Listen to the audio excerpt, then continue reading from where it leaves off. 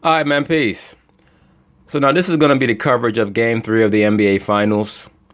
As I stated, after Game 1, LeBron was going to be extremely team-oriented in his conduct. Remember, he slapped five with everybody. He gave all his teammates a high five on their way out of the stadium. He tried to front like he wasn't worried. He claimed he was going to go home and drink some wine. I said after Game 2 it was going to be vodka. After Game 3, the man might go home and drink some Listerine. Anything with strong alcohol content. Who knows? But I told you his conduct was going to change systematically. Pay attention to how he walks off the floor. The man might be walking right off the floor and into his agent's office to demand that he go somewhere else in the offseason. It wouldn't shock me. But let's see how the end of this game transpires. Cleveland had a 7-point lead here in the fourth, but Golden State stays perfect. A crushing loss for the Cavs as the Warriors take a 3-0 lead in these finals.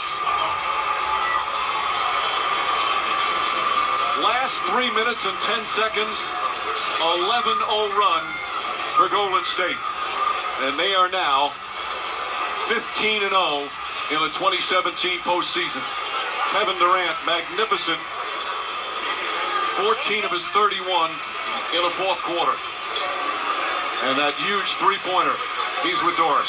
Kevin, the defending champs threw their best punch in what was a must-win, but you guys scored the final 10 or 11 points. So take me through the poise it took to win this one. Well, first quarter we were up 8 points, I think 7 points, and we were excited about that because we knew we watched film of last year's team and they came out and blitzed them early, so we just wanted to stay. Yeah, because Steph, something was wrong with him. Either the man was under mind control or some type of strong medication, or Golden State went out and threw Game 3 because they wanted to close them out in Game 5 in Golden State or in Oakland, and it ended up blowing up in their faces. Who knows? All I know is I remember vividly seeing Curry on the bench with a very glazed look in his eye in Game 3 of last season I'm talking about. We wanted to stay around. We knew they were going to bring a lot of energy in the third quarter. They blitzed us, so I think we settled down and we got stops when we need them. Can you tell us how you walk so confidently into the three when you're down and a finals game is on the line? All I was looking at was the bottom of the net, and I seen he was playing his heels behind the three-point line, and I've been working on that shot my whole life, and for that one to go in, that was liberating right there, man. Everybody killing LeBron for the defense he played on KD. People have to understand LeBron was exhausted. I say that not as an excuse. I say that more of an indictment of one of his flaws as a player. Everybody talks about how he doesn't have the killer instinct or the so-called clutch gene. I think that LeBron's main flaw is that he doesn't know how to pace himself over the course of a game. He's kind of megalomaniacal on the court. He's a control freak. And he doesn't, he's such a genius on the basketball court. He doesn't know how to play in a more equal opportunity offense. I stated earlier in this series what the Cavs like to do. They like to go one-on-one. They don't like to move without the ball. They don't have the guys on the court who don't have the ball moving without the ball. And what that does is that puts more stress on the guys with the ball, and LeBron always wants the ball. So he basically creates his own problems, right? His greatness creates his own problems because he wants the ball all the time and he wants everything to run through him. And, he plays with so much anxiety. He basically burns himself out by the fourth quarter. He can't do what he needs to do to bring home victories in close games. Man, so we got one more win. We got to keep going. As hard as Klay has worked in this series on the defensive end of the floor, what is it like as a teammate to watch him break out? Well, we're just excited for everybody right now. We want everybody to do well. We know we can't win this thing unless we do it together. So Klay was huge. We're gonna need that in Game 4 if we want to close this thing up. Klay was baking. Klay been baking the last two games. All right, if you're going to have three guys out there that can get you 35, 40 points, you're not beating them. And then they play defense. All right, but I said that from the start. I said the only way Cleveland could win this series is if somebody gets hurt in combination with Adam Silver sending a memo out to the refs. Now, the refs have tried to give a lot of calls to Cleveland, but it's not working because Golden State, they're staying the course and nobody's gotten hurt. People don't, I see a lot of these guys in the comments, a lot of these, These guys who want to act like they know how everything is going to go. They say, oh, well, the memo is already done. The series is rigged, and LeBron in 7 and LeBron in 6 and all that stuff. Brothers, look, do they try to guide the courses of these different series? Yes, they do. But it's up to the team to execute. All right. They cannot, the refs cannot win or lose games for teams. All they can do is try to shift the game in a certain direction. That's why, that's why I stated from a cinematic perspective, you can liken the referees unto an editor, a film editor. A film editor cuts different parts out of the film to help the film flow better. That's what the ref's job is. Right? Adam Silver's like the producer. Kevin, perhaps the best attribute of this team is the unselfish nature of it. Where does that stem from? Well, we practice it every day.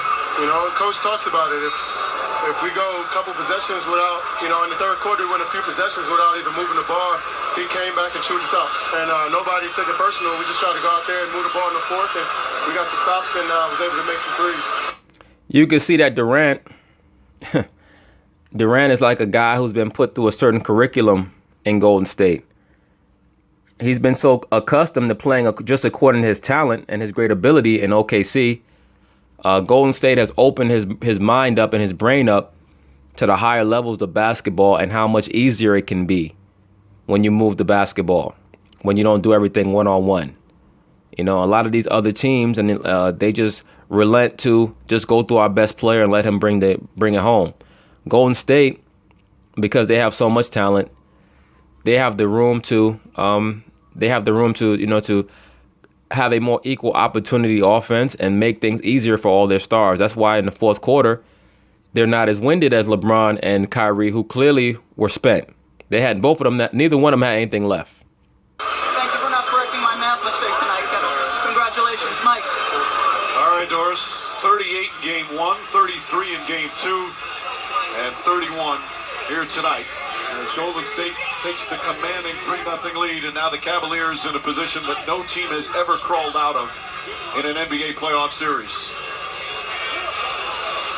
And the fans back in Oakland at Oracle Arena, watching Game 3 on the big screen, celebrating as their team stays perfect in the postseason, including... They're celebrating hard. They still got one more to win.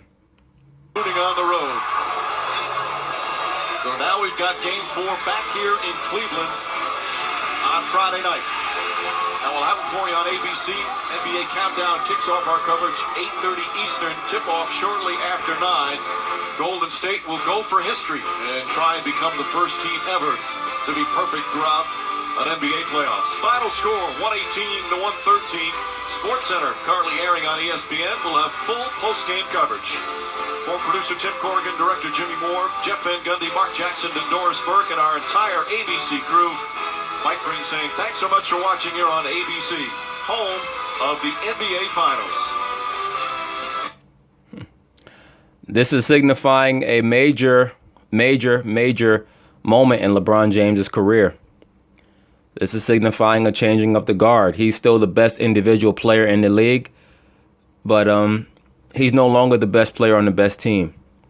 There was a time when LeBron went to these various teams, and he turned them into the best team with him as the best player. That's no longer the case. Kevin Durant is close enough in effect to what LeBron James does to make his addition to the Warriors just a far greater advancement.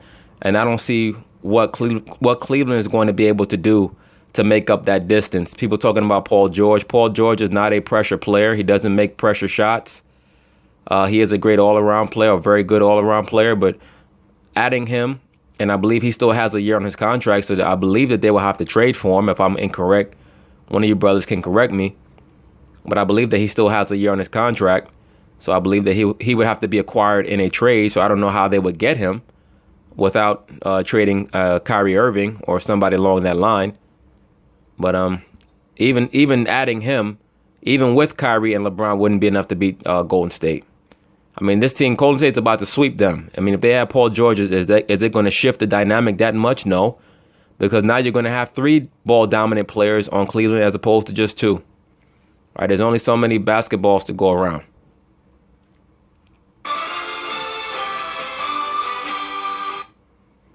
So congratulations to Kevin. All right, so now we're picking up at the post-game interviews. As you can see, the round amount of rebound is interviewing Draymond. And he's asking Draymond, he's going to say good because Chuck, of course, he understands the game. He noted the same thing that I stated, that the Cavaliers looked exhausted. Why did they look exhausted? Like I stated, because they play an exhausting type of basketball game. They make the game harder than it needs to be because they don't move the ball, and they don't move without the ball. All right, like I said, I wouldn't call LeBron an unselfish player. I would call him the greatest ball-dominant player to ever play, because I don't think he's unselfish. I just believe that he is a distributor. All right, the ball always has to be in his hands, and he moves it to open shooters. But let's see how Draymond answers Charles' question. Absolutely. You know, we said, I mean, you had Kyrie, you had LeBron going from the jump, like trying to do it, give everything he had. Then you had Kyrie pick it up, and we kept saying they're using too much energy. Eventually, it's going to catch up to them. Yep, that's why I call the Cleveland Cavaliers the George Foreman of basketball. I said it before, right? George Foreman, he's an all-time dominant fighter, unbelievable power. And 99% of the people that he went up against, that's all he needed, because he was a plan A fighter, all right? A plan A fighter, same thing as anything else that's just plan A. Once that doesn't work, what do you do? Right? Playing that one-on-one style was helpful for Cleveland, for everybody else, but against Golden State is like Muhammad Ali. There's so many different things that they can do. There's so many ways that they can beat you. Once that power is not working, now what? Now you're just going to get tired, right? And you will get knocked out in the late rounds. That is what's happening to Cleveland.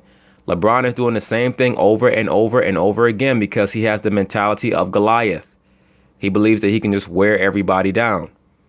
All right, for a guy who's such a smart basketball player, he's very, very prideful. He's very proud. And, you know, pride goes before destruction. If they had a system that encompassed more ball movement and player movement, they'd be a much better team. But, you know, and also their personnel, they don't have guys who can dribble, pass, and shoot like Golden State does. They just have guys who can shoot. I know I caught LeBron walking off at the end of the third quarter, and you can just tell he was exhausted. And, you know, he had got off the ball and just was letting Kyrie go to work trying to catch his breath. So we knew that they were starting to wear down, and we just had to stay within striking distance. What was the message from Steve Kerr before this game? Did he even mention last year, what happened last year with the debacle? He did. He said last year I came in here and I said we can sweep these guys. I'm not saying that this year. You know, I'm coming in saying that if we can lock in mentally, take this game, you know, the way we need to take it, as opposed to coming in and saying, oh, man, we're up 2-0, we're good, let's go sweep them. Lock in and say, let's go try to win this one game. And that was his message from the start, to come in and not turn the ball over. We definitely did that, but, you know, we were able to make it up in other areas. As a leader on this team, where did you go into your bag of tricks? Was it to speak to the guys before the game? Was it the fact that you know at any moment you were going to get into a tussle if your team wasn't bringing enough energy? What was your outlook tonight, and how did you pick those guys up before the game? You know, I've been texting these. I know they're tired of me. I'm texting these guys in our group chat like every hour on the hour, just telling them things we need to do. And so I texted them last night, texted them again today. And I told them earlier today, you know, we got to come out locked in, ready to go. They're going to come out and throw a blow, you know, but we got to take that blow and throw blows back. And we did that, you know, and we stayed the course no matter what. I think they took a 7-point lead. Nobody dropped their head. We continued to play, and that's why we're able to win the game. You guys were an offensive machine before Kevin Durant arrived, and now late in the game, so many options on the floor, and you saw the shots he hit when he got the switch on Thompson. Then he pulls up, steps into a three, as confident as anybody you've ever seen, like he was doing in the first quarter in November. Yeah, he wants that moment. You know, I mean, down the stretch, you know, he made plays for us, and when you got guys out there like KD, but then Steph and Clay and all these guys as other options, you know, that's tough to guard. You know, so K stepped up and made plays. It's funny because I told him earlier in the year, I said, man, it's cool that you're here, but we really don't need you for the regular season, bro. We kind of gonna need you for these finals. And he stepped up big and made plays for it. Amazing. Draymond Green with as good a triple single as you. What the fuck is Shaq wearing on his left hand? That man look like he got one of them chocolates wrapped in gold wrapping on his damn left ring finger. Like, come on, man. As you could possibly have 8, 8, and 7. tonight. I got to play smarter, though. That's 3 games in a row I've gotten in foul trouble. I got to be better for my teammates. Like Chuck said, They're trying to work on you, Draymond. The refs are using you. All right? They're looking for weaknesses in your team. They have pinpointed you as a potential powder keg. That's why they're calling you for any damn foul. All right? They know who the perceived weak points are. They're trying to make this series exciting. They're gonna call you for any damn thing. Right? Game 3 was the litmus test. They're gonna chill out Game 4 on you now because they know it's pretty much over. All right? But that's all that was about. They said, well, the weakness is Draymond, and we can mess with him, try to get him to to pop off. Maybe we can get him to miss another game, and Cleveland could win. Maybe if they get Game 3, get Draymond suspended for Game 4. Now you got a 2-2 series heading back to Oakland. Who knows? People maybe they'll get tight. At the very least, we'll have a good 6-gamer. Chuck said, I knew I had 4 fouls, and maybe I did assault RJ, so I can't put myself in that position. You can't be beating up that old man like that. You also picked up a technical foul, and I know you got a little bothered by the question the other night. But here it is right here. This is the 5th foul. That's not a foul. Big fella. That's not a foul. NBA Finals. Stop that. That's not a foul, Jack. I've seen worse. I have too, but it's all good. It's all good. Put on that tech. I mean, it happens every blue moon. I'm not going to act like it doesn't. What made me mad the other night is dude just act like I'm just out here like wild and, this guy who just can't control himself. Well, what are you, brother? I mean, let's be for real. You can't get mad at the reputation that you've earned for yourself. You led the league in technicals last year. You put your team in a bad position in almost every series in the playoffs last year, and you cost them the finals victory last year. It is what it is. When you walk that line, you have to be ready to face the consequences for when you fall off that tightrope, man. Just is what it is. I'm a competitor. I'm not tripping off a technical foul. At the end of the day, we're competing. We're playing basketball. I grew up watching these guys. I know all of them got tech. So, I try to Chuck didn't get just no play text. with that. Chuck was scared of the obviously, this series is a wrap. How are you, because you're the emotional leader of this team, how are you going to control that energy the next 48 hours before this thing is over? Just staying locked in on the task. Not letting guys, you get to this moment and you say, oh man, we're up 3-0. Let's start planning the celebration. Let's start planning the parade. What we going to do after the game? Just keeping guys locked in on the task at hand, knowing that this team ain't coming out and laying down. We got to go out and take this next game. No, they're not. And if they come out and win this next game, and God forbid somebody go down, a KD or a Steph, that's a whole different series. All right, so y'all better take care of business Game 4. Because if you thought the refs was calling blowing any whistle they could against you in Game 3, Game 4, they're going to do anything to try to stretch it to Game 5. All right? Because imagine if they could find a way to orchestrate LeBron to come back from down 0-3. Oh, my goodness. They won't call him better than Jordan. They're going to call him the greatest athlete ever. Game, and it's not for sure that, you can just come out and let them get this game and you're going to get it at home. So, for me, it's just, staying locked in on the task at hand and just staying on guys. If the circus is coming out, everybody's going to say the series is over. Family going to text you the series is over. It's about staying locked in on the task at hand and really, like KD said, finish your breakfast. Let me just say this. I'm not family, but this thing is over. I'm not going to text you. I'm just going to tell you this thing is O-B-E-R. Did you say finish your breakfast? Finish your breakfast. Okay. Ebonics, you don't know nothing about that. Last question. You guys are undefeated. Is it ever mentioned in the locker room amongst the guys? They need to have a contest between Shaq and Shannon Sharp to see who wears the worst suits. I don't know. Both of them brothers need to go to the optometrist because neither one of them can see a damn thing after they put on them suits. Because ain't no way in hell you're going to tell me that they really think that they look good in them damn suits, man. Cats be wearing plaids with pinstripes. Guys, let's be the first team to go undefeated to win the championship. It's never been mentioned, throughout all this time. It hasn't. But it was just mentioned, just for the simple fact, not the whole thing of, hey, let's go undefeated. The whole thing of let's close out this game and to close out this series. And let's close it out the right way. Let's come out and have a 10 turnover game. Let's come out and lock down on the defensive end. to where we're not trying to battle back at the end of the game and get a win like we did tonight. Well, good luck finishing your breakfast. Thank you. And the series and the championship. Hey, man, I get another question, too, man. I've been knowing you since you was young, man. Look, I I wasn't quite ready to get inside. Look how good a word is. I ain't got nothing else to say. I just wanted to do that. I'm just playing around. Draymond Green, everybody. Let's get it inside Steve Kerr at the podium.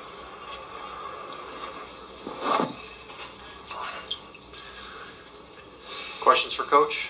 First question, standing on the left side on 2. Steve, John Dickinson, 95-7 The Game. What can you say about both just Durant's final 3 minutes and your defense in particular, the final 3 minutes? Well, obviously, KD made some huge plays down the stretch. I thought Clay's defense on Kyrie was amazing. It was amazing. But what was even more amazing was Kyrie's layup making. Like I said in the previous video, Kyrie is the greatest layup maker I've ever seen. I've never seen anybody that can make layups like that. I mean, him and Jordan are probably neck and neck in that area, but I would have to give Kyrie a slight edge because he makes layups with it under the rim. Like Jordan, at least, Jordan had a 48-inch vertical and humongous hands, so he had that. Kyrie is not even an above-the-rim player. The layups that he makes, and then, I mean, with the left hand, overhand layups with the left hand. Just unbelievable. And overall, it was just an incredibly tough, resilient performance. It wasn't our smartest game that we've played all year, but it was maybe our toughest in terms of our ability to just hang in there. And nothing was really going our way, but we were still there, and we just. Everything's going your way when you have Kevin Durant, Steph Curry, Klay Thompson, and Draymond Green in your starting lineup. Steve, stop bullshitting, man. Ain't no such thing as nothing going your way when you got those guys in your starting lineup. And we just had to kind of stay with it, and I thought our guys did a really good job of that. Kenny here on the right. Steve, Kenny Rhoda, WHBC. Defensively, did you do anything different? They were up 113-107 with about 3 minutes to go. Did you change anything defensively down the stretch? We didn't change anything. We discussed, making some changes in timeouts, but we didn't want to change anything. We just felt like, the way they play, Kyrie and LeBron had it going the whole game. But that's pretty taxing to go one-on-one. That's the same thing I was saying while the game was going. And I said this after game 1 when Kyrie made a statement after the game. He said, oh, well, they capitalized off of our mistakes. I said, no, man, they capitalized off of you guys' style of play. You guys play a very stagnant style, a very predictable style. All right? Once again, that's why I compare him to George Foreman. You already know what he was going to do. He's going to come on and throw haymakers. That's what Kyrie and LeBron do. They try to break you down off the dribble, bunch of fancy moves, blow a lot of energy. They want to go to the basket. If you cut them off at the basket, they want to kick out with those wild cross-court passes for a three-point shooter. That's what LeBron did with Kyle Korver that everybody's criticizing him about. I don't really criticize him about that. To me, he had nothing left. He had very little left in the gas tank, and he had no confidence that he could make those free throws, being as tired as he was.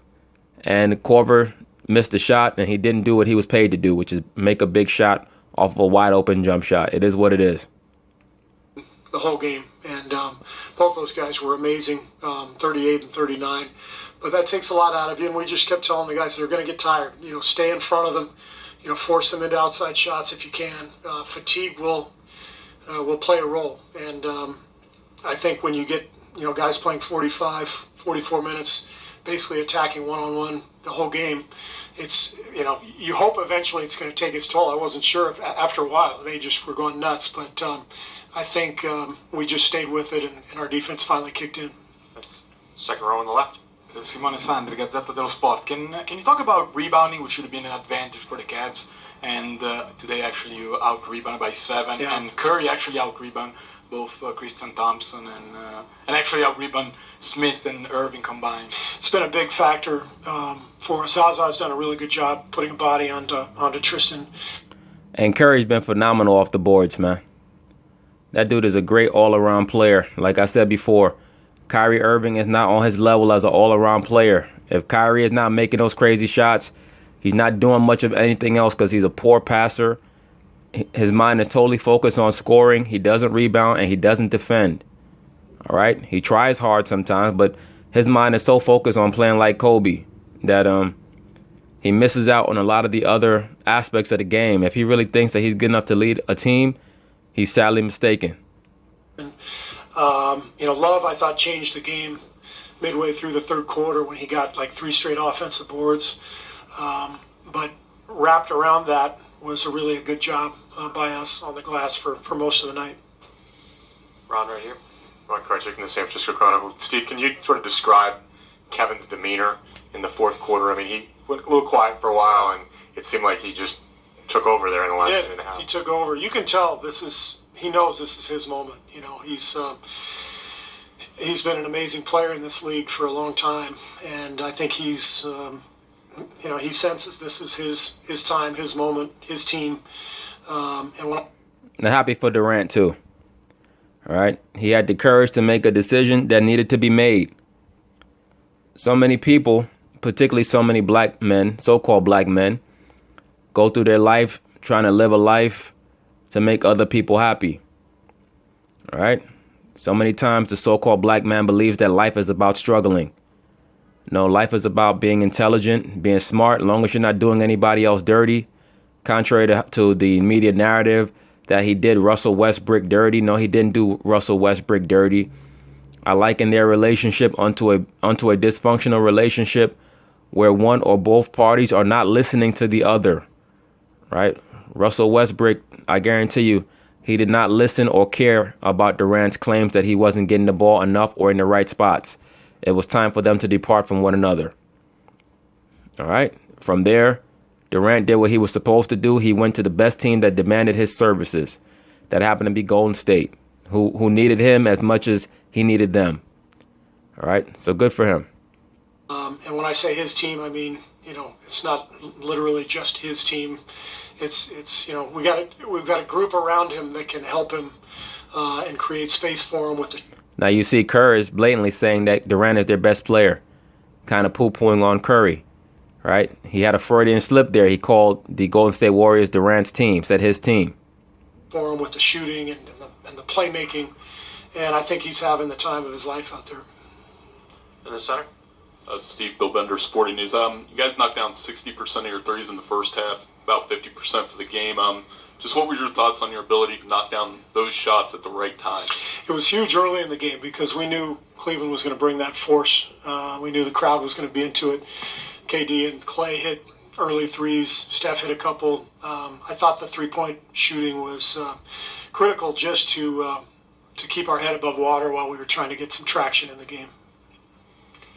Hi, Coach. Aaron Untitled from the Philippines. You guys kept your composure all throughout that fourth quarter and even pretty much throughout the game.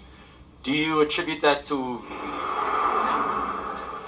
Back with much more post-game. Kevin Durant sinks the three. May have sunk the Cavaliers in the process. An 11-0 run to close it out. The Dubs up 3-0.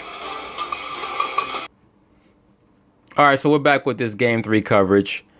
Unlike the previous game coverages, I'm including more to roundtable because Barkley is there, so he normally brings some entertainment with his analysis. So let's see what he has to say. So J.R. Smith just tweeted this, apparently. Hey, you know what?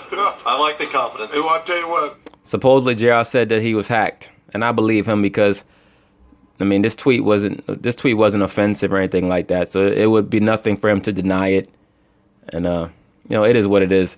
Supposedly, one of the sports writers, I believe it was Mike Wise, said that he smelled weed, the aroma of weed emanating from the Cavs locker room. I have little doubt that it was from JR, allegedly. I'll tell you what, I'll call my financial people, get every dime I got together, and I'll take that bet, JR. I borrowed money from Shaq, too. Come on, man. I don't know about that tweet right now. You know what? I was like, sitting here with no ring, it ain't funny to me. Here we go. That's what we need Tom Jackson to come on. And I'm sorry, but LeBron is getting a little too old to be doing all them little stupid ass dances, man. He need to fall back from the little playground dances that he be doing. Come on, man. Game 3 back in the land. Warriors trying to become the first team ever to go 15-0 in the postseason. JaVale McGee and Klay Thompson. Guys, guess what? the Klay Thompson slump is over, but James runs into his teammate Tristan Thompson. Down goes the king. And the entire building held its breath for about 2 minutes. At least we know now he's a great, great basketball player, not a boxer, because that one punch should knock you down like that. Yeah, well, the problem is he can only use the performance-enhancing drugs on his muscles. He can't use it on his chin. But that was a damn shame. The man was knocked out. He probably thought that KD hit him. He was probably trying to get a flagrant 2. He's on the ground. They was like, "Come on, LeBron, get up, man." He's like, "Did they throw Kevin out?" They said, "No, man. Kevin didn't hit you. Tristan did." He said, "Shit. Let me get back up." Like that. We could have counted to 100. This was literally the next possession. He comes down, steals it, and goes the other way for a dunk. So he's okay. Oh, he's fine. Come get the block. Oh, no, smile. Meanwhile, Golden State again loosed upon the Cavaliers, a barrage of three-pointers, 9 to be exact. That's an NBA Finals record for a quarter. No team, no lead is safe with this team, Golden State. Just so many weapons, like Chuck said, easy shots. Dribble pass right here, mismatch right there. Steph Curry doing what he do. Yak 'em. And how about Curry didn't let people off the hook either? He would hit you with threes like that, but still drive and knock down a tough layup so hard. That's the same point that I was making about Curry. That's how you know that he was hurt last year, right? People tried to act like it was an excuse. No, the man was hurt. You can see, like I've stated earlier, whenever he sees Kevin Love or Tristan Thompson out on him, he's doing them dirty. All right, he's taking, and like Chris Webber said, he's taking them into the paint. He's finishing over them, and when he sees them trying to guard him, he's busting their ass. So hard to guard. So Golden State up 39-32 after 1. The King with a nifty move as he goes to the left hand. People forget he's a natural lefty. Finishes there. Kyrie Look at Irving. these shots, man. Look at these tough shots. Degree of difficulty high. This was a mismatch all night, right? Guys just too long and too... Now look at KD. KD is not even facing double teams because of the team that he plays on. Right? The freedom of movement that they provide have made him a 50% better player. Just in the offense and the personnel. And as far as they said about Kyrie, like I said, greatest layup make I've ever seen. And too talented. Did you guys think we would have saw Channing Frye play, Chuck, or no? I think he should put Williams a little bit. I think he should put another. Gave them guys a blow somewhere along the way. Yes, they should have gave Derek Williams some minutes. Tyronn Lue, and I mentioned this earlier when Steve Kerr stated what he said. Steve Kerr basically implied that the only way for Cleveland to win was if Ty Lue drastically outcoached him. And Steve Kerr implied that was not possible when he made a certain statement in the press conference after Game 1. I believe it was after Game 1. And Ty Lue has shown that he doesn't really have any answers, and he doesn't really trust his bench. Right? What's the use of having all these talented players on your bench and you won't play them?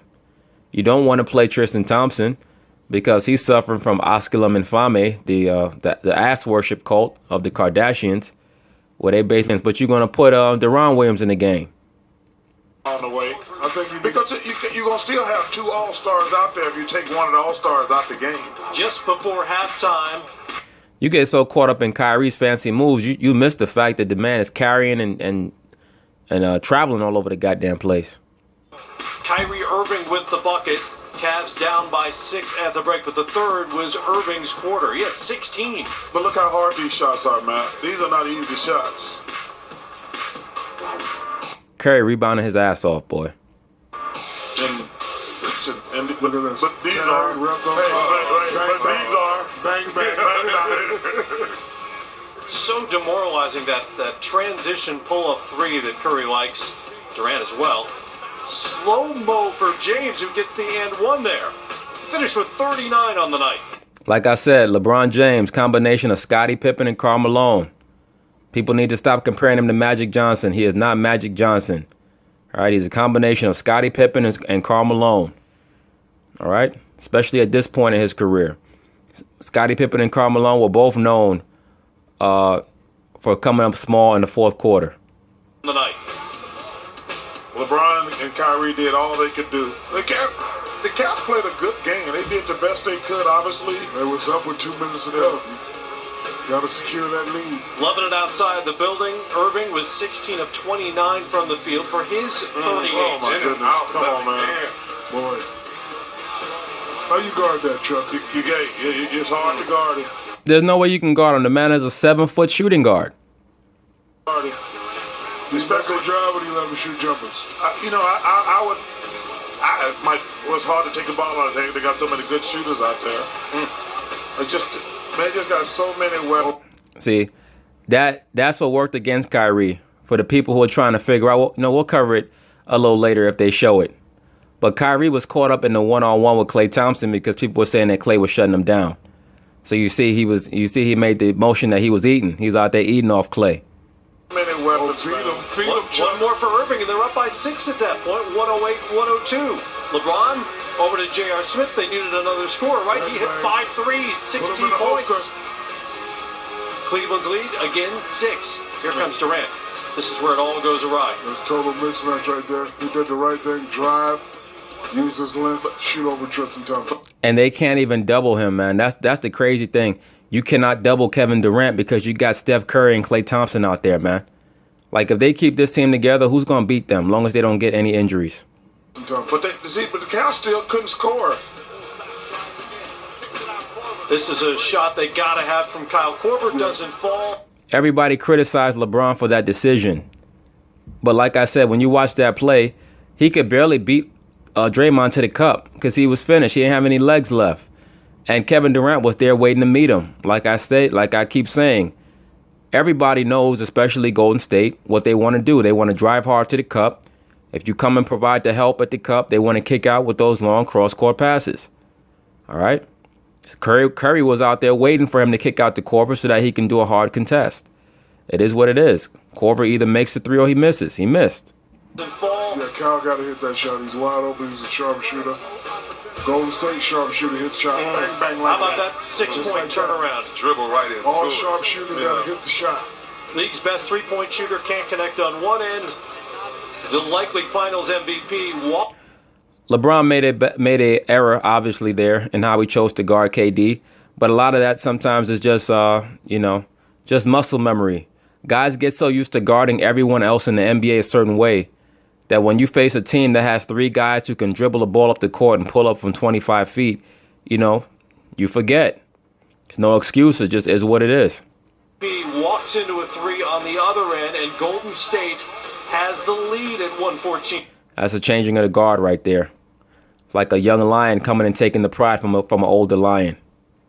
14, I don't understand why he took Kyle Korver out the game in this situation. I think Tristan Thompson is in. I don't understand that. And a phenomenal play by Iguodala, stripping LeBron right there. Phenomenal play.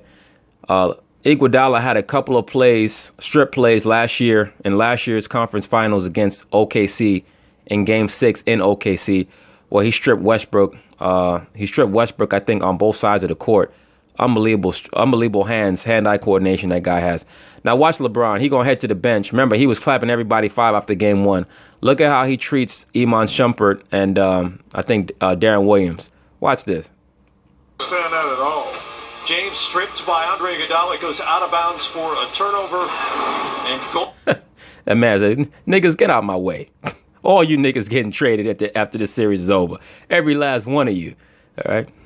And Golden State scores the last 11 points of the game to win it 118. Now, mind you, LeBron started out 9 of 10 from the field. All right. You look at 15 of 27. You say, "Oh wow, that's good." 15 of 27. That's basically what? 5 out of 9. Right. That's well over 50% from the field. All right, but he started out 9 out of 10, so that means that he was 6 of his last 17. All right, the defense on him got better, and he wore down. Now look at Golden State.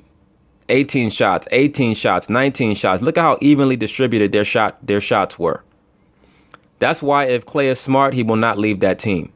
Because he can stay there and average 21 a game and have an easy 21 and go to the Hall of Fame with 4 or 5 rings. Or he can go to another team and average 26 a game on 43% from the field, 44% from the field, get hard double team, play under bad coaches and selfish teammates. It's up to him. 113, first team in NBA postseason history to start 15-0. Not only that, they've won 31 of their last 32 games now, going back to the regular season.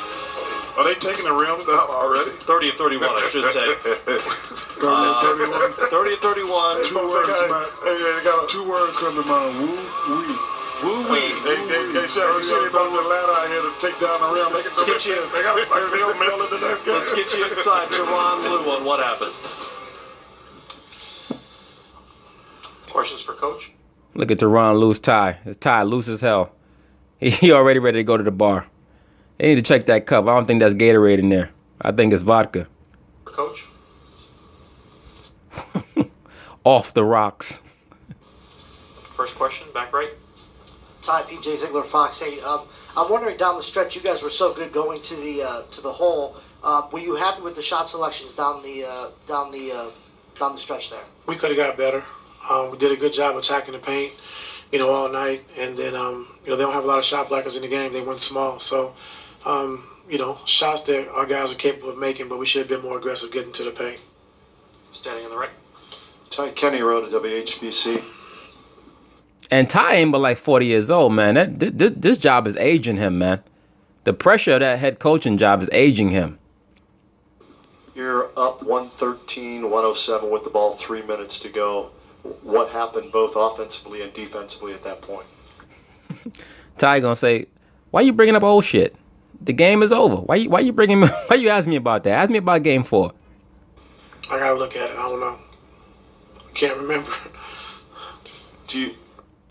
How this dude gonna say he can't remember? He act like he's getting interrogated by the cops or something. I can't remember. This is not a stop snitching situation, brother. You got to say what happened in the game, man. Just trying to think, do you think it was more, again, self-inflicted or what they were doing?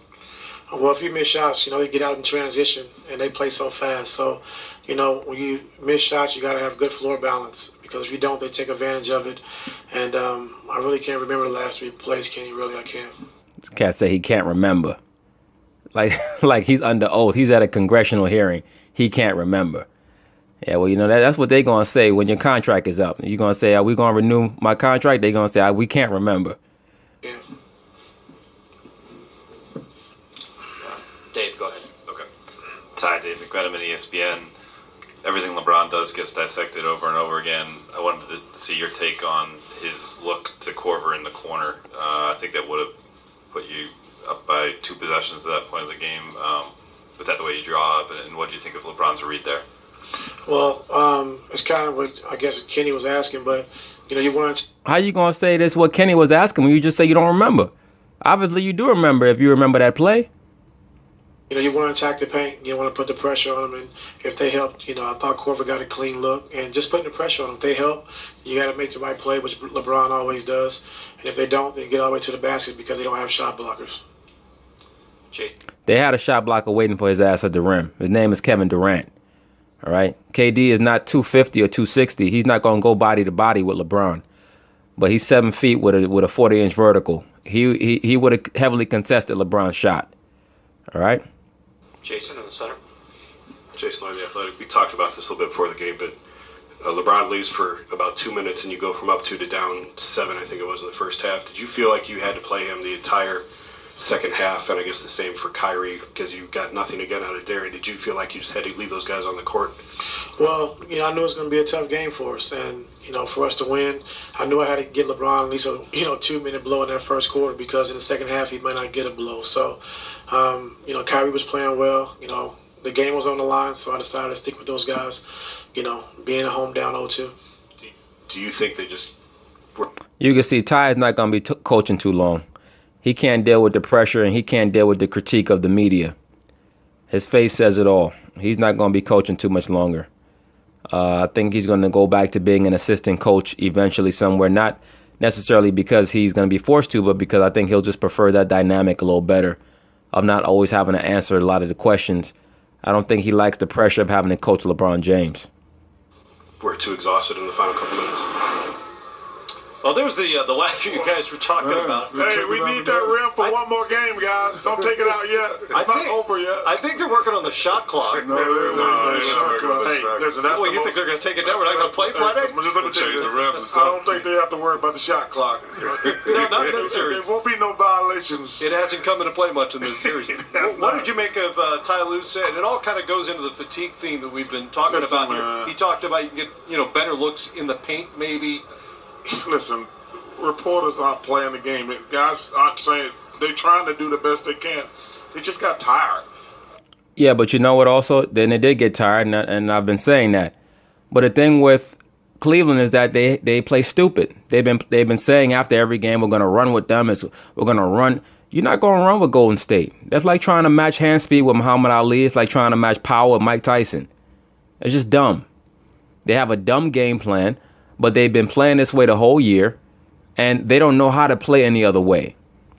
All right. See, if they were playing a smart team, what a smart team would do, like, they're trying to compare them to the 96 Bulls or these. See, what a Phil Jackson coach team would do is they would make it a half court game, and they would get everybody involved through the triangle offense. All right. When you make Golden State a half court team, and you get to body them up, that makes the game, that gives the game a different dynamic. All right. Cleveland offers very, very little resistance defensively. And at this point in his career, LeBron is not as big a difference maker on defense as he once was. His feet are not as good, and his reflexes are not as good. All right. But that's the main problem. Cleveland just plays dumb, and that really reflects on Tyronn Lue. But Tyronn Lue's kind of in bad position because he knows he can't bring in a more equal opportunity offense with LeBron because LeBron is a ball dominant player. All right, it would take him out of his comfort zone if he had to play off the ball. LeBron James and Kyrie Irving played fantastic. Think about it though, not only did they both score 40 basically, they have to guard Kevin Durant and Steph Curry. That's almost impossible to ask a human being to do. I mean, think about it. LeBron James is the best basketball player in the world. He comes out, he has an amazing game. He got 39, 11. Nearly another triple-double, yeah. But to ask him to guard Kevin Durant on the other end is really unfair. And same thing with Kyrie. Kyrie gets you 38, 6 and 3. And them 3 assists was by mistake. And he has to guard Steph Curry. And if they... Or 6 assists, whichever one the 6 or the 3 was. However many assists he had, they were by mistake. If they don't, he has to guard Klay Thompson. And Chuck, even saying all that, they still have opportunities to win. Phil Jackson, Pat Riley used to always say one thing: ball management. And that means not getting stagnant, making the right play. LeBron did make the right play to Kyle Korver in the corner. Kyle has to hit that shot. Exactly. All these people running around talking about LeBron shouldn't have passed it. He should have went to the basket. LeBron was cut off at the pass by Kevin Durant. I could easily have seen him get his shot blocked there. He made the right play. They brought in Kyle Korver just for that moment. Kyle Korver did not make the shot. The shot was on line. It was just short. Shot. If he hit that shot, series is 2-1 right now. So the sharpshooters got to hit the shots. But, they've been playing stagnant all year. And, it's... Exactly. Good analysis, Shaq, for a change. And, it's starting to catch up with them now. 55. Exactly. Their stagnant style of play, that hero ball style of play they play is catching up with them now because they're playing a great team. 55 shots for the big 3 of Golden State, 55 shots for Kyrie, or less than that for Kyrie, around that for Kyrie and LeBron. It just shows you the load they have to carry. When we talk about the fatigue and the players that are around, it's just as simple. Well, I think that LeBron had 27 shots and Kyrie had 29 shots. So that adds up to 56 shots. So they actually have more shots than the big 3 for Golden State. It's as simple as the manpower they just do not have. Tonight, Golden State played everyone, and these guys only went about 8 deep. And I just noticed something. Tristan Thompson did not score. That can't happen. It's the second time in the series he hasn't scored. He's not even looking to score, Chuck. On the pick and roll, he's slipping the deep. He can't score. He's suffering from osculum infame. He's still thinking about Khloe Kardashian ass. All right? He can't score. He's under the curse. The defense is coming. But Shaq, he's kicking it to the wing for the fight. Last year, he was one of the main reasons he was dominating on the offensive board. But he's not looking. He was dominating on the offensive board because he had less responsibilities. Right? Now he has to come out and guard KD. He has to come out and try to chip Steph Curry on a pick and roll. A healthy Steph Curry. It's totally different this year, Chuck. When you add that KD factor, it's totally different. But he's not looking to score. But I'm saying, he's not even rebounding. And we talked about it before. He can't rebound because they game planned against him. They got 2 guys on him on the offensive boards. About it before game 1 that he could be a key to the series. But he got 3 rebounds. It hasn't happened. He scored the same amount of points as me and Shaq. And Chris. And you combined. All is combined. And he had 3 whole rebounds. Yeah. Let me just tell you something. I'm a fat old dude. I know if they put me in an NBA game right now for 20 minutes. They couldn't put your big ass in the game for 20 minutes, all right? So that you're already starting off wrong. All right? They would have to get you mouth to mouth and the defibrillator if they had your ass out there for 20 minutes, Chuck. So knock it off. I'll get 3 rebounds. You know what, Chuck? You're not that old. You get 3 rebounds if they put a donut on top of the rim. All right, maybe then you can grab the donut, but you couldn't grab no damn basketball, Chuck. Just stop it. Let's get inside. Let's get inside. I can tell Mr. Slim Slow. Tristan Thompson on his scoreless night in their 0-3 deficit. We know. Look at this shit. No wonder he's not playing. The man looked like a ghetto Indiana Jones. You know, we can put ourselves in position to beat this team. Tonight, it didn't happen, so gotta try again Friday. How do you approach game 4 knowing the mountain that this team has to climb? Share with this team. It's like we play better with our backs against the wall, so I mean, it's no different than down 3-0. He don't even believe in any of this bullshit he's talking. He knows it's a different team they playing this year. And he's thinking about going back to LA to go see Khloe and the Kardashians and, get back to where he wants to be, which is chin deep up Khloe Kardashian ass. That's about it. All right. Right now she got him under a spirit tie. He's finished. 3-1. We get a game at home. Keep fighting. Tristan, the game was so close. You almost got it. Is it kind of frustrating for you guys? It's tough. It's tough, especially how hard guys are playing and competing at a high level, and what guys are doing out there. But we gotta keep pushing. There's a team that's not gonna stop fighting. We've been in the trenches before. We just gotta keep pushing. Christian work. Well, backs against the wall for sure. Klay Thompson had a hand in putting them there. 30 points to follow up his 20. Klay Thompson, aka John B. Follow up his 22-point game 2. Here he is. Michael, right here in the front. Microphone coming your way. Michael Grange from Sportsnet in Toronto. Clay, that last possession, you were guarding Kyrie on the perimeter. He'd obviously been going off the entire second half. What were you planning to do? What were you trying to do defensively on that possession? Trying to make him get off the 3-point line and make him finish over the top of me, whether it's at the rim or in the mid-range. I think I played great length, and Kyrie's been hot all night, and I think I just did a good job of not, falling for any of his moves because he's real shifty and just staying in front of him. And you did a great job, bro. When you have a guy like Kyrie out there like that and you figure like this, Kyrie had 38, he had 30. Basically, all Kyrie did was score 8 points. All right? That's basically all Kyrie did. You got to look at the differential, not what Kyrie did, but the differential. Klay did a great job. He's been doing a great job on him all series. Like I said, he's been on that man ass. Kyrie go to the bench. He reach over his shoulder, get the Gatorade. Is Klay giving him that damn Gatorade? He said, "Here, nigga, I got your favorite flavor too. I got the cherry Gatorade for you. I'll see you when you get back out there." And luckily, he missed the shot. Back right. Clay, Dan Devine, Yahoo Sports. You came out really aggressively in the first quarter. Was it a point of emphasis to try to get yourself going offensively in the early going to try to meet the force that Steve Kerr was talking about the Cavs coming with? I think it wasn't just myself, it was everybody. Just played with great aggressiveness, played great pace, poise. I mean, we didn't play with that good a poise the whole game. We had 18 turnovers, probably made it a lot closer than we needed to. Y'all always going to have a lot of turnovers because y'all pass the ball a lot.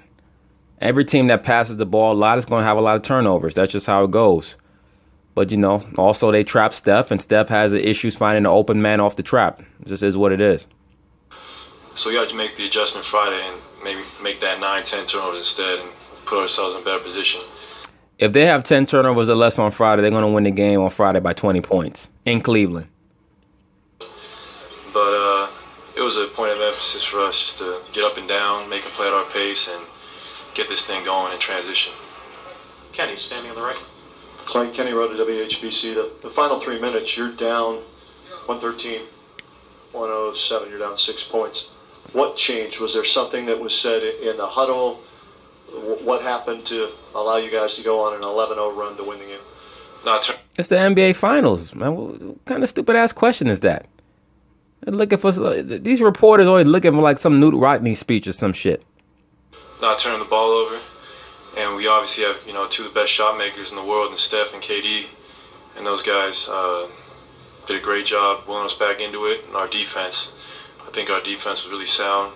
We didn't let them get really open looks from three that they were the whole game. And trying to make them beat us one-on-one, which they were. But over 48 minutes, I think we can live with someone beating us one-on-one.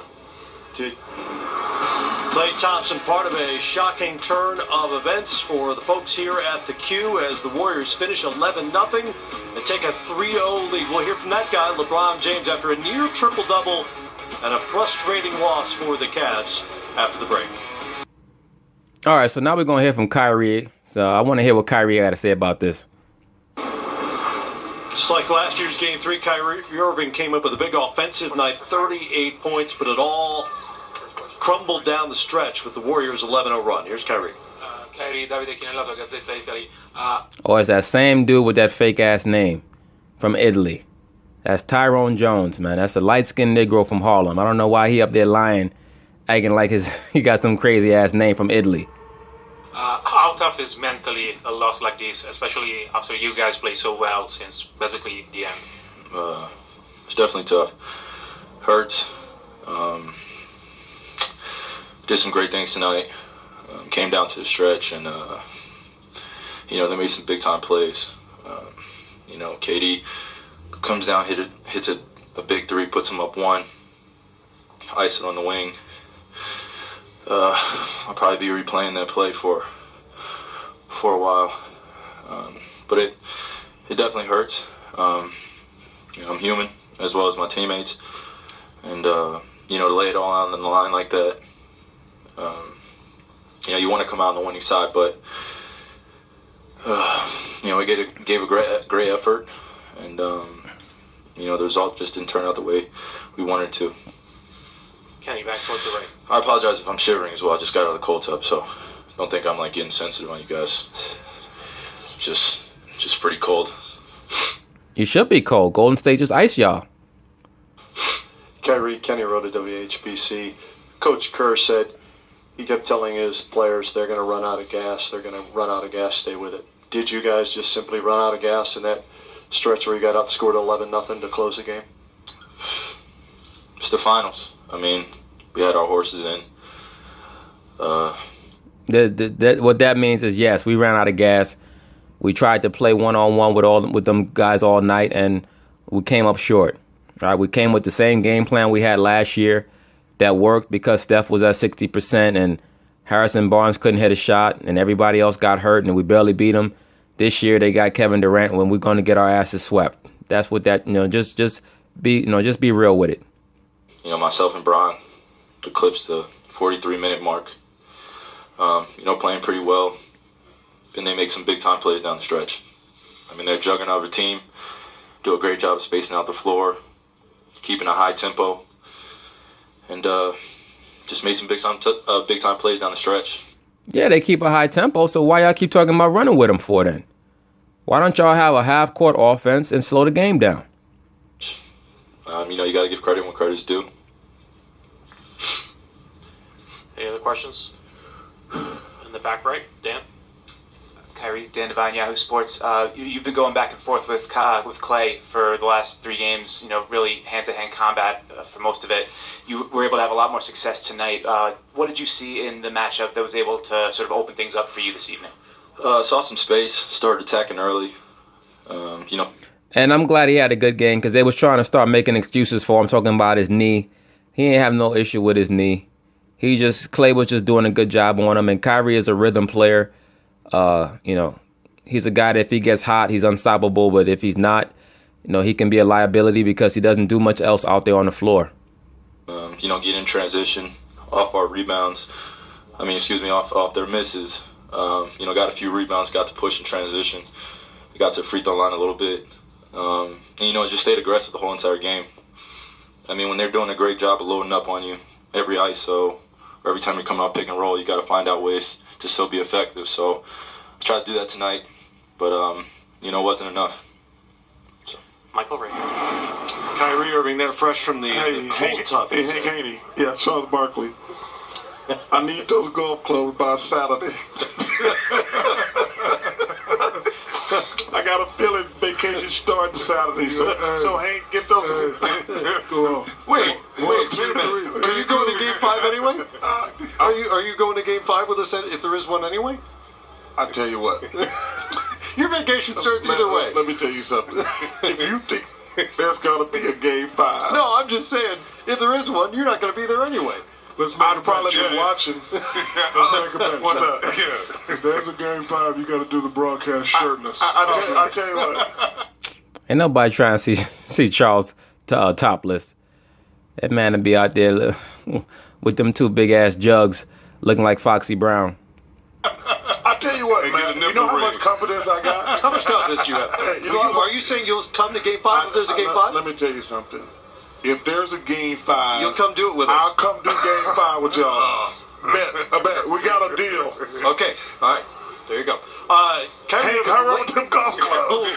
Late in the game, Kevin Durant walks up, knocks down the three, puts them up 114-113. Next possession down, Kyrie Irving takes a step back three. And you heard Tyronn Lue talk about shot selection there at the end of the game. What did you guys make of that particular shot? Bad shot. I talked about ball management before. Right here, you got the ISO. They clear it out for you.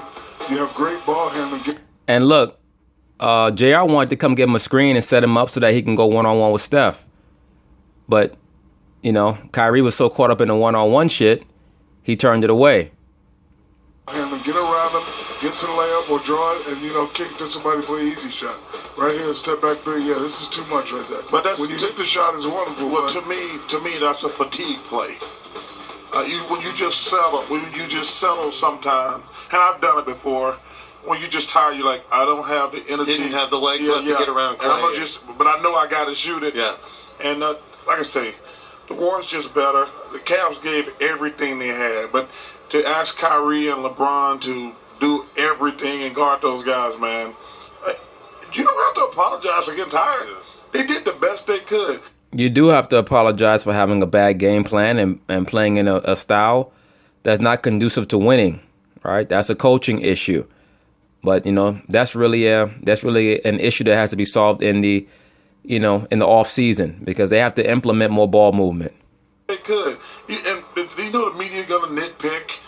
Listen, Kyle Korver got a shot. He missed a shot. He wasn't trying to miss a shot. Right. LeBron, Kyrie, first of all, if he make that shot, we'll tell him what a great shot it is. He just didn't make it. I think Kyrie is a bad shot maker. That's true. But just the fact that he waved off the screen and had the chance to go and take on Curry one-on-one instead of Klay Thompson shows you he was more obsessed about proving that he could beat Klay Thompson one-on-one. And this is not the time for that. On the last play of the game, the difference between them and the Golden State Warriors is, and Chuck just said it, fatigue, so let's put it on that, but Golden State, they would have had a guy do a back cut just to get out of the way. Exactly, because they run offense. Out of the way. And you saw all four guys for Cleveland standing on the other side, resting and giving them space. But you can give space with a flare screen, then you cut down, get another guy on the side. Just cut. How many layups did we see Curry and those guys get tonight? Not that you would get it, but you'll take a guy out of the offense. But, again, just fatigue. Only you going 8 players is going to be tough. Korver's going to live with that shot for a very long time. Led the league in three-point shooting this season for the third time in his career. Set up to give the Cavaliers the lead again there late. Wouldn't fall. Here he is. That one in the corner you thought was in, was that the way it was drawn up? No, it's just a play. It wasn't a play for me. I'm just, space in the corner, but, man, got a great look, and that's one that I'll be replaying. And you missed, all right? I don't need to hear what he had to say. looking like Ashton Kutcher. Look, it is what it is, man. They paid you. You know, they brought you over here to make the shot. You didn't make it. That's life.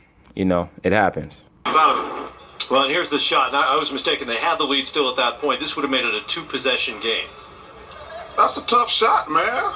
And besides that, KD was waiting for LeBron. KD was right there, man. The man made the right play. And believe me, if LeBron didn't make the right play, I'd say it. But he made the right play. Man, that's his shot, though, Chuck. Listen, that's his shot, though, Chuck. Hey, I understand that. He led the league in three-point shooting. Well, listen, Steph Curry was 8 for 19. And guess what? This is his shot. You know what? Bang. Hey, listen. Right in your face. I mean, think about that, though. I'm sitting here looking at the stats. Steph Curry was 8 for 19. He missed shots, too. Listen, man, we always have to blame somebody. I'm not blaming No. I'm talking to the media. You're the media. No, we're not. We're not the media. The Cavaliers can't beat this team. You asked me before the game. I said that after game 1. Cavaliers can't beat them, man.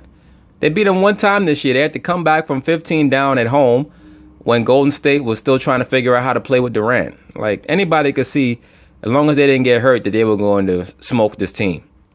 The game, you said Cavaliers going to get one. You said, I said, they're not. There's nothing I saw in the first 2 games that make me think the Cavaliers can win a game from them. The Warriors are just better. Let's get inside. LeBron James 1 assist shy of a triple-double. Look at LeBron. He got on Spurs colors. Oh, shit.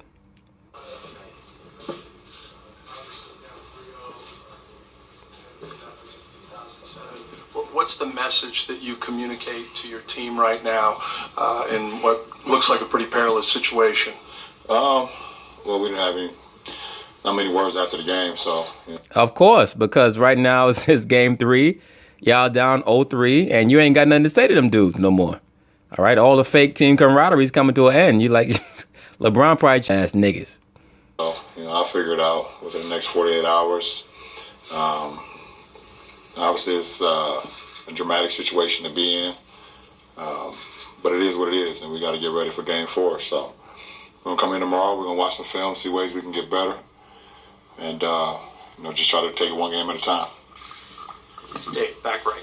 LeBron, Dave McMenamin, ESPN. You guys are up 6 with 3:09 to go. What stands out to you in the remaining 3 minutes after that? They made some shots and we didn't. I mean, we had some really good looks. I had a turnaround jumper in a post fadeaway.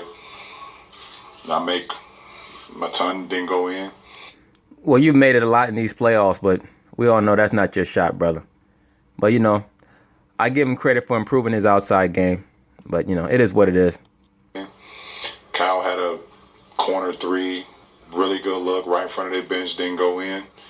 And they came down and, Steph, one kind of ricocheted off the backboard. He got a tip in.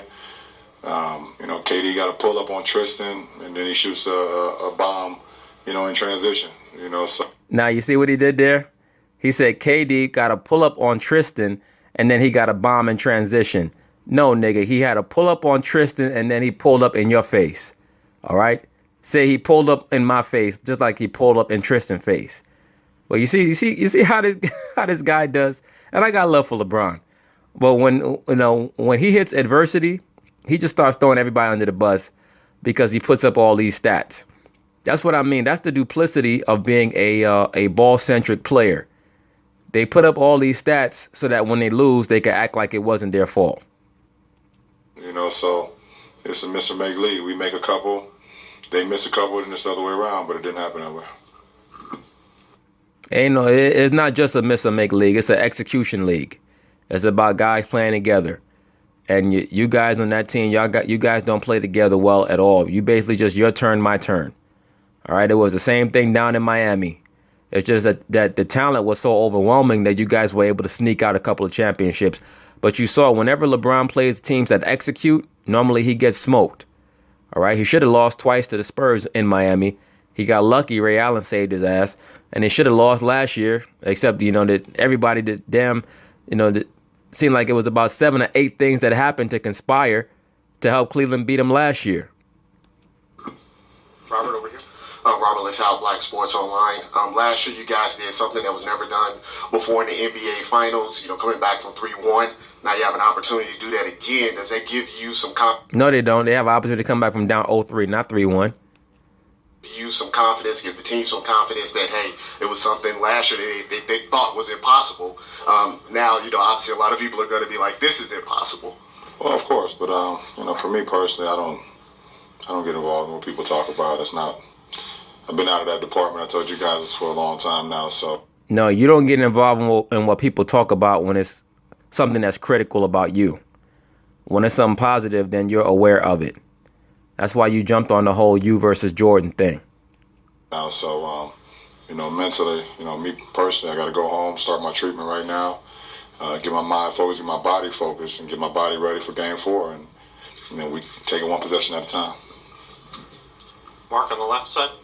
Mark Schwartz, ESPN. LeBron, Steve Kerr was saying after the game that he kept telling his team, Kyrie and LeBron will get tired. They can't play one-on-one for 45 minutes. Was fatigue, in your mind, a factor in the late game execution? No, we missed shots.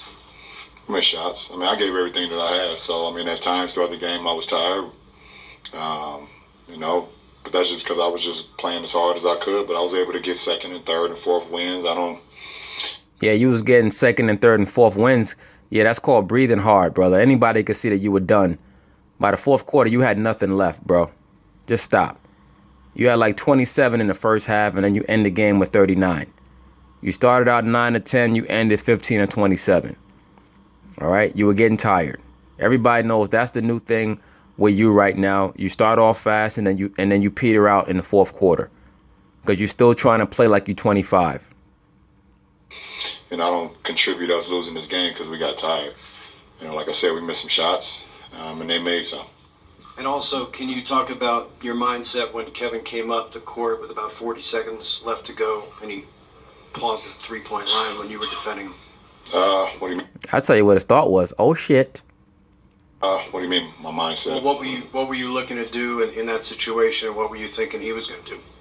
Well, I seen him getting ready to pull up. He uses a rhythm dribble to get a good look, and when KD shoots, he falls forward, and I wanted to get a contest. The last thing I wanted to do was foul a jump shooter. So I wanted to jump and contest it, but I know when he shoots, he kind of leans forward a little bit. So I just stayed there, high hands, contested, and he made it. Michael, right here. LeBron, Michael Grange for Sportsnet. Did you guys, throughout that game, were you convinced you were going to win it? Interesting question for LeBron James. This is the new NBA where a guy 7 feet might walk up the floor and take a three to give his team the lead in the final minute of an NBA Finals. Yeah, many people would say if you're a guard, you want to get up past that three-point line, but also the great shooting of KD, he has handles, and he has a heck of a hands up to make you think he's going to shoot it and go right past or in and out. And so it's just so tough to play these perimeter players with this type of length, this type of athletic ability. And that's not really nothing new. I mean, you had Nowitzki. Nowitzki came in the league in like 98. Nowitzki was doing that from back then. Larry Bird was 6'10" doing that. It is what it is. And when the guys can knock it down like that, period. But a lot of that stuff happened because of the guys he has around him. I mean, you can't cheat off Clay. You can't cheat off Steph. I was saying that. All those highlights you see, you're not going to see one with KD's double team. So spacing is a really big deal and a part of what they do. Because Clay kept him in the game really the first half. Mm-hmm. I mean, like I say, Steph was only 8 for 19. You would take that going in. He was 8 for 19, but he started off 5 of 10. He was only 3 of 9 to end the game, but he was a presence throughout the game. He had a three, he had to put back, he had to lay up. So all his shots I can remember. But Clay was terrific tonight. He was quote unquote in a slump. Guy's the best two guard in the NBA. Listen, everybody gonna try to find something. The Warriors are the best team. They got so many weapons. It's gonna be interesting what happened next, because everybody's in their prime. All their best players are in their 20s. I mean, it's gonna be very interesting with this new super team thing. This actually was I think the thing that's funny, that's ironic. The guy who started the super team thing now is playing against the super team. Bullshit. All right, the super team started back in the 60s when you had Bill Russell and 5 other Hall of Famers on it. You had the Lakers who added Wilt Chamberlain when they already had Elgin Baylor and Jerry West. All right, that's when the super team started. And you had the Lakers in the 80s that had 4 #1 draft picks on there with Magic, Kareem, Worthy, and Michael Thompson, as well as having Byron Scott, who I think was a top 15 pick, if I remember correctly. Right? They had Bob McAdoo on the team. You had the Celtics with Bird, Parrish, McHale, Dennis Johnson, Bill Walton. It's super team thing is not new. All right. Being victimized by a super team, and that's today's NBA. Before we wrap up, we're going to have another break. I do want to ask you guys about the prospects of this being considered the greatest season ever. And I'm sure we'll spend a lot of time on that in our pregame show on Friday as well. But think about that as we take a break. It's a little tease for you, Jack. Why don't we wait till Game 5 when I'm here? Topless. We can talk about it then too. Nipple ring. 2 of them. Ain't nobody trying to see Charles topless. Part 2, Tuesday night, 8 Eastern time, right here on NBA TV. So here's the deal, guys. Warriors are 15-0. Chance to close out this series on Friday, or Chuck comes with us to the Bay Area for Game 5 next week. They have won all 15 of their postseason games. They have a record margin of victory, playoff history so far. If they win on Friday night, finish off a perfect postseason, is this the greatest NBA season by any team ever? I would have to say, with a run to the finals, yes and no. You know, I love these conversations because we will never know the true answers. You know, you can't forget about the Celtics, you can't forget about the Lakers, you can't forget about me and Cole. Nigga, just answer the question. All right? If you're talking about on paper, yes, they've had the greatest season ever. If they were to go undefeated in the playoffs and have a regular season of 67-15, they've had the greatest season ever. All right, period. I mean, it's not that difficult to. I mean, you could throw the '96 Bulls in there. They were 72-10, and in the playoffs, they went 15-4? Trying to remember. I know they lost one to the Knicks. They lost one to the Knicks, and they lost 2 to the Sonics. So 15-3. Yeah, they were 15-3. So 72-10 regular season, 15-3 playoffs. This Warriors team was 67-15 in the regular season and 16-0 in the playoffs. I mean, it is what it is. It's a debate. That wouldn't make this Warrior team the greatest team ever. But as far as the best season, if it's not one, it's 2. Bunch of great teams on the list. Sure, bunch of great teams on the list. But you know, to say that they're the best ever, I'm a little biased on that because you know the Celtics and the Lakers and the Pistons and the Bulls, you know, their run, we had a run. The 16-0 is impressive. You know, we did it with the 15-1. We thought obviously if they go 16-0, you didn't do it with the 15-1.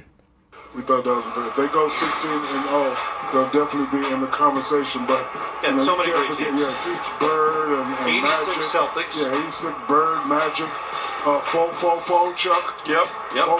So you know, it's a lot of great teams. But you know, this has always been barbershop talk. Who's the best player in the league? 96 and Bulls. You know what? Whenever somebody asks you that question, I say, okay, what rules are we playing with? Because imagine MJ with the no handshake rule. No, that's completely fair. MJ with the no handshake rule. Imagine how many free throws he would average today. I'm asking if it's the greatest season ever. I'm not saying greatest team because you can't. Exactly. He's not asking who's the best team. He's asking if it's the best season. All right, that's where these guys are getting thrown off. And in my honest opinion, the 96 Bulls were not even the best Bulls team. The best Bulls team, in my opinion, was the 92 team that beat Portland. You can't compare. I agree. You can't compare different eras. I would say yes. I would say yes. I would still say, you know, when you win the most games, 72, I don't even think the Bulls went to a game 7 or a game. I don't think Jordan ever went to a game 7. I really don't like the question. I don't like those arguments. You don't like my question? I don't like them either. I don't like hypothetical arguments. It gives people an excuse to be emotional. And to not resolve things. I like debates that get resolved. I'm not really interested in too many hypotheticals, right? Even if we're going to go hypothetical, you should be able to back up your statements with some type of empirical data. Most people don't. They say dumb shit like, oh, well, he had more killer instinct. Yeah. Oh, he had greater handles. Just silly shit. Give me some type of real empirical data, right? Give me something. Help me out. Don't give me no fanboy shit.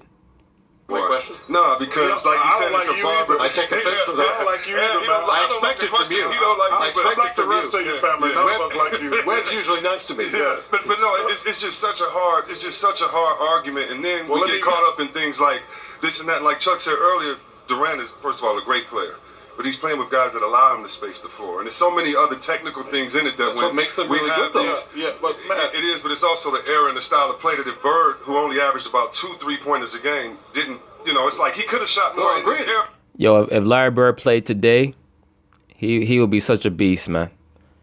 He'd be such a beast. If you guys get the chance, go watch the NBA highlight on Larry Bird. The NBA Larry Bird. Do the YouTube search Larry Bird NBA mixtape. All right, Larry Bird was unbelievable. Great. Larry Bird led the league once with 82 or 81 3-pointers in a whole season. It's a different game. Different game.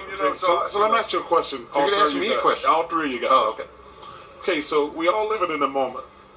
This team won 73 games last year. Mm-hmm. And let's be realistic. If Draymond does not get suspended, they probably win the championship next year. Maybe so. So is that the best team? So would that be the best team? It might have. No, because they struggled so much in the playoffs. So they wouldn't have been considered the best team. It's just a fact of the matter. They struggled so much. They lost that title when they went down 3-1 to OKC, even though they came back and beat them. It might have been, yeah. So this question, there's no right or wrong answer. No, that's the beauty of it. I'm just asking your opinion. But I'm saying, though, think about it. We're saying we're living in the moment right now. Yeah. But they were better, had a better record last year. But they're a better team this year, right? They just added Kevin Durant. Of course they're better. Yeah, that's what I'm saying. So, but I'm just saying they were really damn good last year. Yes, they were. They won 73 NBA games and were up 3-1 in the finals until Jan Stenerud started kicking people. Jan Stenerud? Jan Stenerud. Jan Stenerud made the show. I did not wake up this morning. I did not wake up this morning expecting to hear Jan Stenerud at any point today. He was one of the nicest men I ever met. I played golf on a celebrity tour with him a couple times. For those of you who don't know, and I'm guessing that's a fair amount of our audience, Jan Stenerud was an NFL place kicker for forever. One of the greatest ever. What team? Yeah. The Kansas City Chiefs. Yeah. I'm a Lions fan. I didn't know. I don't know why. And I'm a Cowboys fan. Way to jump on the bandwagon. Yeah. How you a Cowboys fan? Lions fan. You're a Detroit Lions fan. It's like saying I'm a fan of losing. Fan. Because I played football and they used to call me Ed Too Tall Jones, so that's when I started loving the Cowboys. Oh my God! You know what? Jerry Jones knows my love for the Cowboys. D, tell him D who I like. Cowboys. That's because he like the Cowboys. Imagine Shaq's big ass playing football. All you do is just put him at nose tackle, especially on the special teams. That man will block every field goal. The Cowboys too. No, I've been liking the Cowboys since '76. Please, man. Would you like to make any other obscure references, Chuck, before we get off the air? Randy White. Randy White's not obscure. Hockey prediction tomorrow night. And will you be there? I think I'm going there. And will you take me with you? I'm going Nashville 2-1. Big Moose. Nashville 2-1. Nashville 2-1. And you're going to go to Pittsburgh. I'm driving to Pittsburgh to go to Game 5 of the Stanley Cup Finals tomorrow. I got to do a video on so-called black hockey and the origins of American hockey. All right, maybe another time. All right, so now let's hear what KD and Steph got to say about this game. Press conferences, and right now we have a couple of the heroes for the Golden State Warriors, Steph Curry and Kevin Durant, taking The hell Steph doing? Look like he late for homeroom. taking a seat.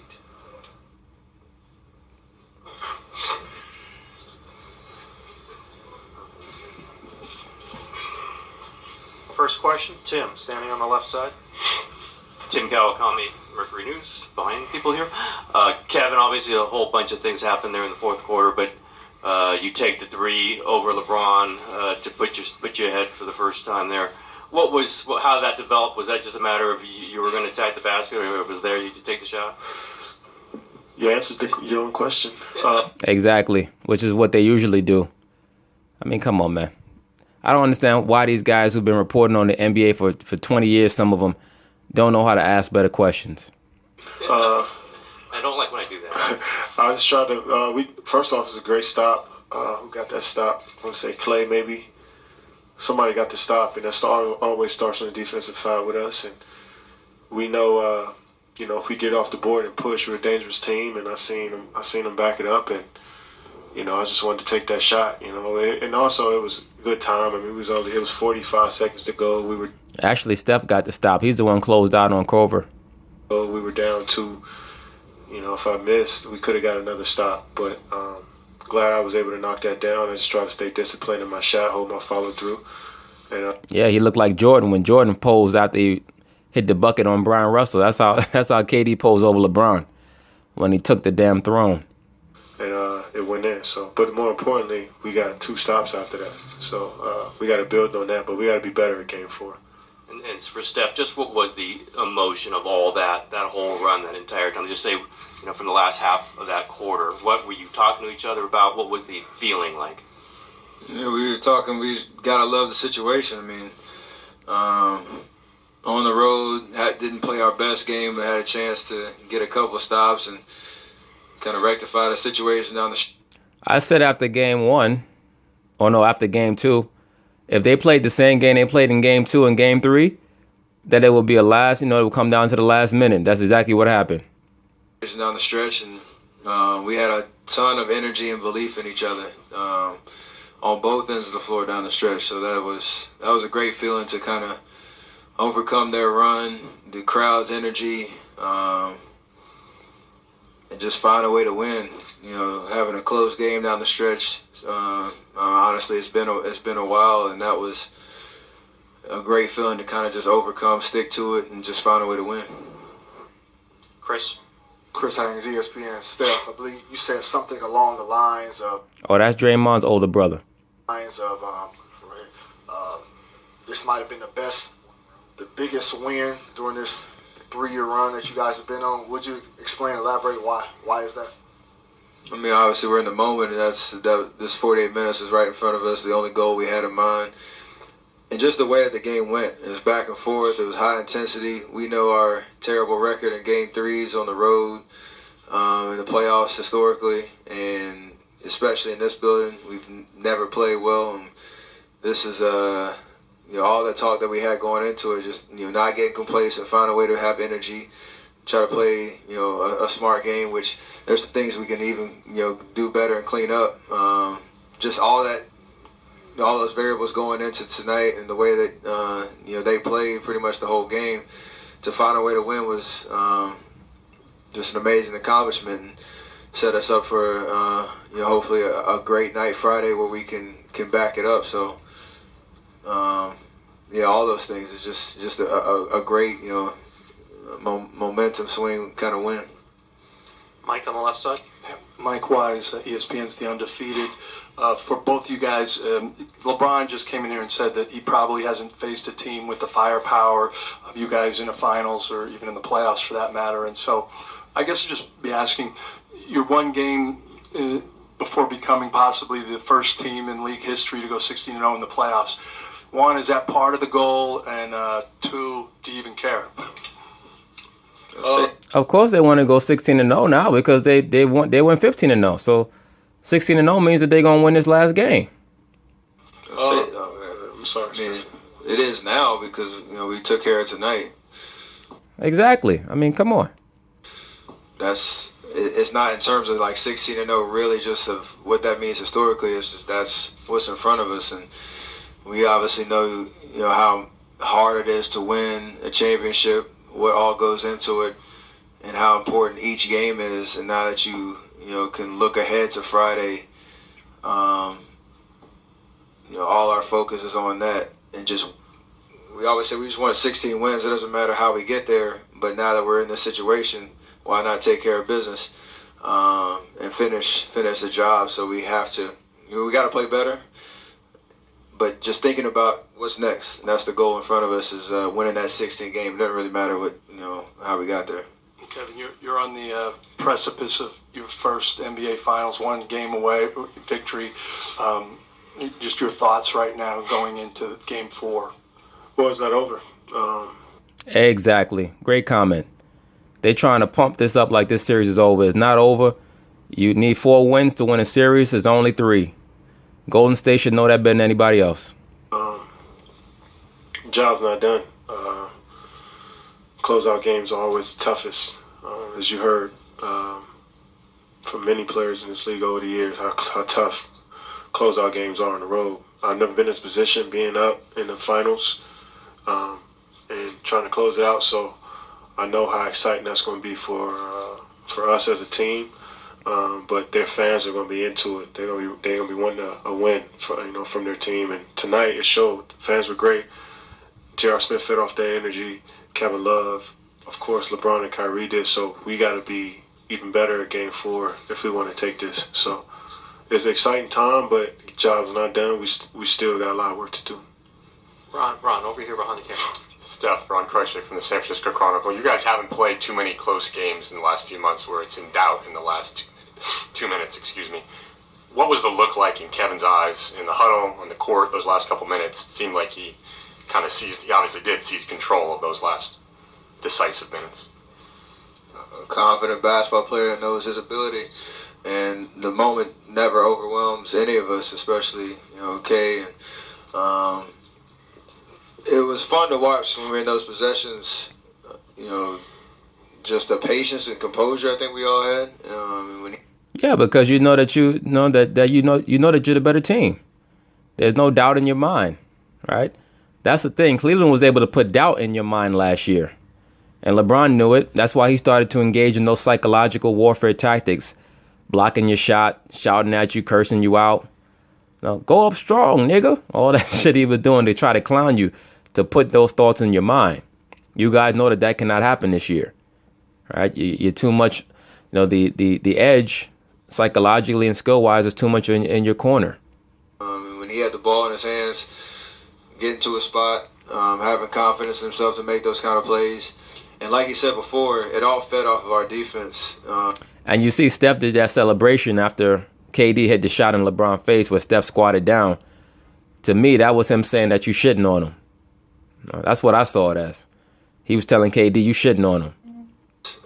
Collectively, all 5 guys, trying to, just find a way to get a stop so we can have the opportunity to seize control of the game and, get over that hump. So, the timeouts and even those dead ball periods, everybody, there's no panic.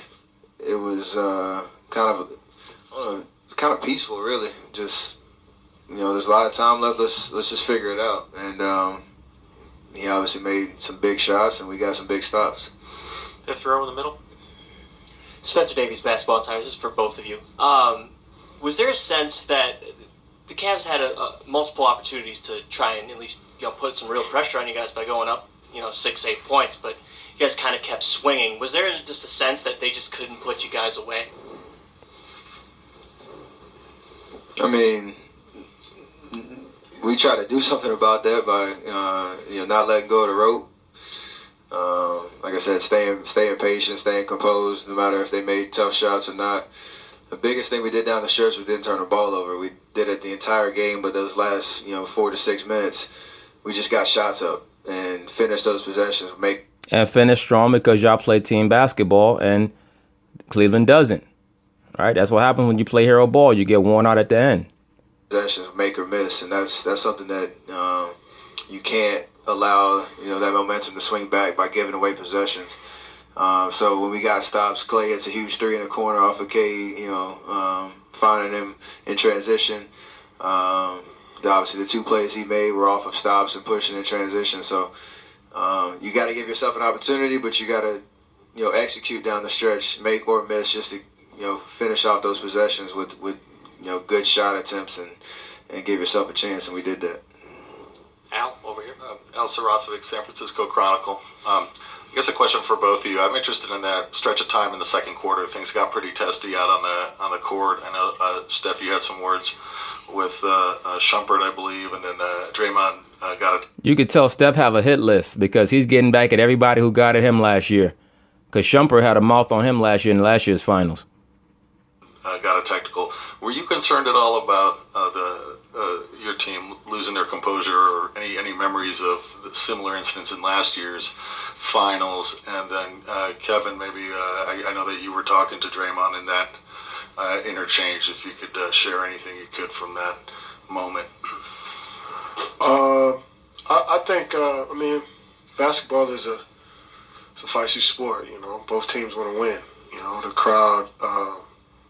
You know, was giving them a lot of energy, and those guys came out with a lot of force. And, you know, sometimes that brings some commotion out there between the two teams. So it's nothing personal. It's nothing serious. We moved on. Draymond got a tech. He, you know, got it back together. And we moved. And you see when Iguodala stripped LeBron kicked him in the nuts. He did a Draymond. We moved on, you know, so it just didn't linger. You know, we didn't let, you know, a call we didn't like or a turnover or a missed assignment linger over to the next play. It was always about the next possession. And even when things aren't going your way with the refs or a shot, anything, we just try to move on. And tonight, you know, it showed over the year that we talked about that a lot. It's not worrying about the refs, not getting distracted. And, you know, tonight it kind of came full circle. So, you guys hear the crowd chanting his name during the game? Did you even register that? Chant at who? There was a Draymond chant going on in the Cleveland crowd. I was wondering if anybody even mentioned that in the huddle or anything like that. You can hear it on the tape then, all right? Yeah. No, I didn't hear it at all. Like you said, we learn from our mistakes, and when you play a team over, and this is our 20th time playing them in 3 years. Wow. You know, there's going to be some stuff that happens, and you just got to kind of persevere and get through it, especially on the road. Mark on the left. Steph, Mark Schwartz, ESPN. You guys put a lot of eggs into that 73 basket last year. Didn't work out. How much of that another guy bringing up old shit lack of success played into the fact that you guys have not put seemingly any effort into trying to go 16-0 this year? Damn, that chick to the left looked like she power lift or something. Look at that damn neck. Damn neck looked like a Christmas ham. This year. We've been asked about it. We've talked about it since the finals last year. That, you know, last season was a very unique year for a lot of different reasons, and we learned a lot. I think we've grown and matured just mentally of how to just pace yourself through this long year and take every day as a new experience and something that you can kind of take control of. So we try to control the narrative and the conversations and just our talk in the locker room and in practice and throughout the, you know, especially the last 3 months of just understanding what our goal is and how we're going to get there day by day. So being in this position right now, obviously, you know, it's working, and we have to keep that keyhole mentality of, you know, what's next, and we're right there. So that's a great thing, but obviously, you know, we're not done yet. So I think we've done a pretty good job of growing up as a team. One quick follow-up for you. Yeah, you had to grow up from last year because you blew the series with your immaturity, man. Not only were you hurt, but you were very immature. You took a lot for granted, and you were proud. And you needed to be humble. Last year's series humbled you a little bit, put things in proper perspective. The shit ain't over till it's over. For either of you, Steve Kerr said that he kept telling you guys, LeBron and Kyrie can't do this for 48 minutes. They're going to get tired. Did that seem apparent to you that they ran out of gas toward the end? It didn't look like it to me. I mean, they both shot over 50% from the field. 50%. My math's not really good, but they shot over 50%. They both had almost 40 points, and they did it for 40, plus minutes. They played extremely well, but I just think we stayed in front of them late in the game and got to contest on some shots and rebounded the basketball. But they had it going all night. You got to give them credit. Kenny on the right.